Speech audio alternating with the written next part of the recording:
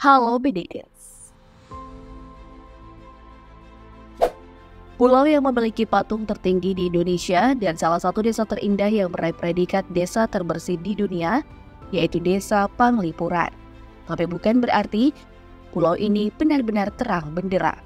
Sebab ternyata Bali juga memiliki sisi gelap. Penasaran? Mari kita bongkar.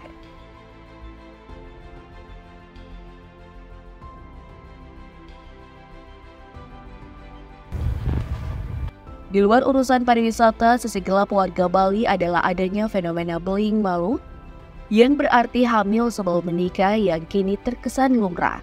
Istilah sing beling sing cuang yang berarti tidak hamil tidak dinikahi pun jadi lazim digunakan. Padahal sebelumnya di era 1980-an, kasus seperti ini dianggap aib bagi keluarga, terutama pihak perempuan, karena dianggap pelecehan.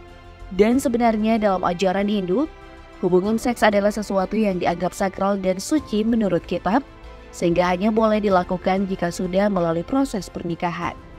Pandangan masyarakat yang seakan menganggap hamil di luar nikah adalah hal biasa, karena banyak yang menganggap kesuburan perempuan harus dipastikan terlebih dahulu sebelum dinikahi. Banyak orang yang mewajarkan seks di luar nikah meski sebenarnya hal itu bertentangan dengan adat, hukum, dan budaya Bali. Provinsi Bali secara geografis berbatasan dengan Jawa Timur di bagian barat, NTB dan Selat Lombok di bagian timur. Bagian selatan berbatasan di Samudra Hindia, dan bagian utara berbatasan dengan Laut Bali. Provinsi seluas 5.780 km persegi ini dihuni oleh 4,3 juta jiwa penduduk. Bali mulai menjadi destinasi favorit wisatawan Eropa, Australia, dan Amerika Serikat sejak tahun 70-an karena memiliki berbagai objek wisata alam yang indah, mulai dari gunung hingga laut, dan didukung oleh keunikan budaya Bali yang sangat erat dengan agama Hindu. Popularitas Bali tak lepas dari iklan wisatawannya dengan tagline Tropical Paradise. Dan pada akhir 1970-an, Pantai Kuta menjadi favorit wisatawan pantai pasir putih karena saat itu pantainya masih sangat lengang. Tidak seramai sekarang. Dulu para turis asing bahkan tidak segan berjemur tanpa atasan sama sekali di sini. Tapi makin kesini ternyata kelakuan turis asing ini makin bikin geleng-geleng kepala. Mulai dari naik motor ugal-ugalan serasa jalanan milik sendiri, ngebut di jalan, mencuri, hingga bersikap kasar bahkan ngajak berantem penduduk lokal. Ada yang pernah kedapatan pengen maling motor dan malah menabrakkan dirinya ke motor dan mobil yang lewat sampai akhirnya ditangkap warga. Ada juga yang sempat bikin geger bulan Agustus 2019 lalu. Video sepasang turis asal Ceko tertawa terbahak-bahak setelah si turis pria membasuh bokong pasangannya menggunakan air yang disucikan masyarakat setempat di tempat wisata Monkey Forest Ubud. Berlaku tak sopan mereka segera viral, hingga akhirnya mereka mendapatkan sanksi adat, melakukan ritual pembersihan di pura dan meminta maaf. Pernah ada juga turis asing yang berani-beraninya mengusir warga lokal yang pengen mandi di pantai desa Termukus, Banjar Buleleng. Mereka pun terlihat perdebatan panjang hingga mengeluarkan kata-kata kasar. Warga yang tak terima diusir di wilayah sendiri itu pun melaporkan kejadian tersebut kepada pihak kepolisian dan si turis meninggalkan villa tersebut. Kejadian ini tak terjadi 1-2 kali. Warga desa Temukus ternyata sudah sering dilarang mandi di sekitar lokasi villa oleh para turis asing yang menginap. Sampai turis yang kedapatan mencuri barang-barang villa sebelum balik ke kampungnya di India. Selain pemandangan indah dan budaya unik, banyak turis yang senang ke Bali karena identitas dengan kebebasan berpesta di malam hari. Ada banyak klub malam di mana-mana, mulai dari Shishi Bali hingga yang paling populer La Vela. Tak hanya klub malam, namun dunia prostitusi yang beragam juga menjadi salah satu alasan banyak turis ke Bali. Ada beberapa kelas PSK, mulai dari kelas di pinggir jalan seperti di Jalan Bung Tomo dan Jalan Pidada.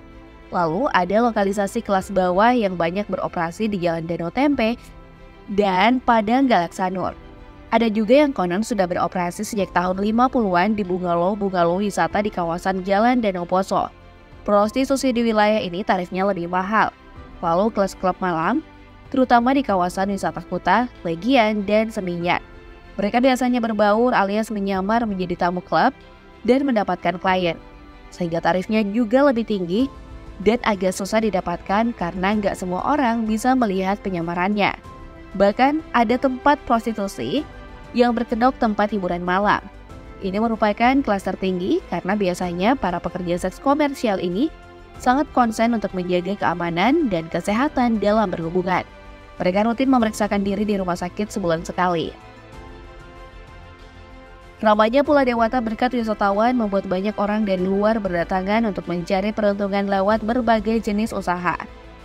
Namun ternyata, membuka usaha di Bali tak semudah di tempat lain. Pendatang seringkali harus membayar iuran ke kelompok adat atau banjar secara bulanan dengan alasan untuk dialokasikan beberapa bagian ke banjar.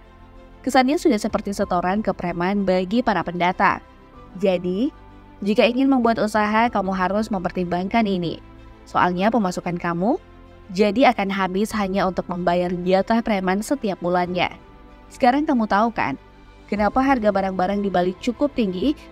Soalnya para pengusaha dari luar harus membayar setoran bulanan. Dan tak heran pula, kenapa ada banyak usaha di Bali yang sebenarnya dimodali oleh pengusaha di luar negeri. Karena memiliki banyak modal, mereka dengan mudah mencari mitra orang Bali asli agar urusan administrasi lebih mudah. Jadi yang terdaftar sebagai pemilik usaha memang orang Bali asli, namun yang menjadi manajemennya adalah pemilik modal asing itu. Sama-sama menguntungkan sih, tapi jadinya lebih kerasis ya. Kalau orang lokal dipersulit, orang asing dipermudah karena pasti duitnya lebih banyak.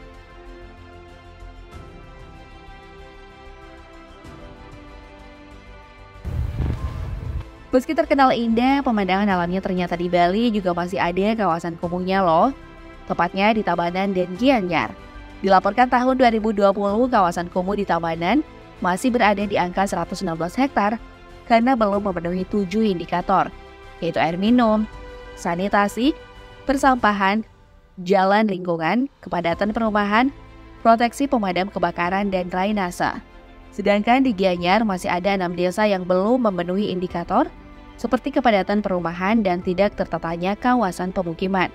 Jaringan lingkungan yang belum memadai, prasarana pengelolaan sampah yang belum memadai, sistem pembuangan limbah dan tersedianya air bersih.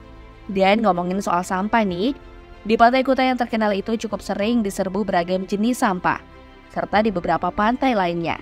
Sampah-sampah itu kebanyakan sampah plastik, sekali pakai yang tentu saja adalah milik orang-orang di daratan yang awalnya dibuat di got, masuk sungai lalu berakhir di lautan.